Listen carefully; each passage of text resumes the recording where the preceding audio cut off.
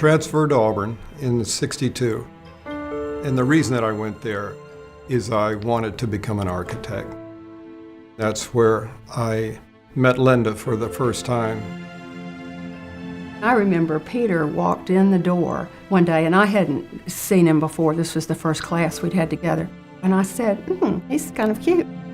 We spent 2 years at school together. Because I was raised in the military, I went into the Navy. We had an understanding that when I get out, then we'll marry then. I'd been in Vietnam probably 6 months, I think. And I got a very nicely worded Dear John letter from Linda saying she had met somebody who was a believer and I wasn't. And then I didn't hear from her for 50 years. When my husband passed away in 14, I just started cleaning out the attic, and I came across a box of letters, old letters, and they were all the letters Peter had written me. I mean, I felt this little thrill because as I told my sons, I said, he's the only other man I ever loved besides your dad. I wrote him a condolence note, and I was hoping to hear from him.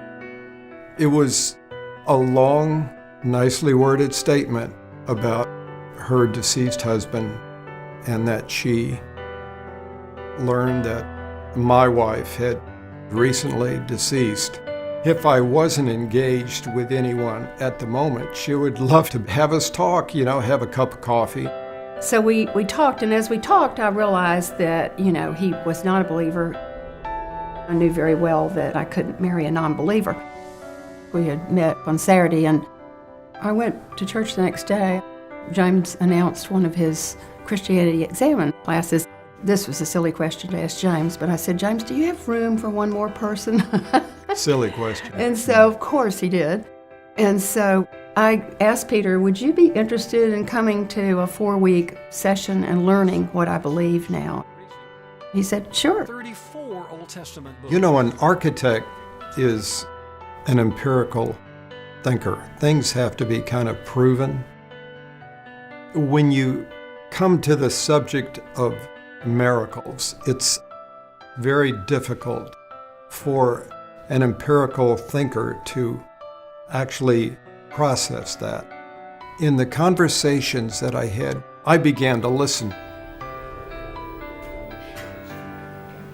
New mercies, great is your faithfulness. I don't know how many times in the women's prayer group, Susan would have us pray for Peter because, her husband was involved in discipling him.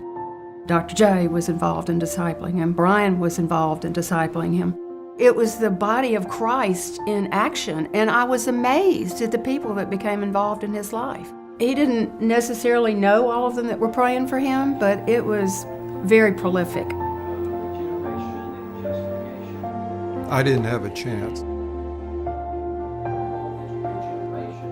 I had been becoming more convinced that the miracles were indeed miracles. There is a connection that I had to make between my head and my heart. I made that connection. I was open, and the Lord came in. Health to your body and nourishment to your bones.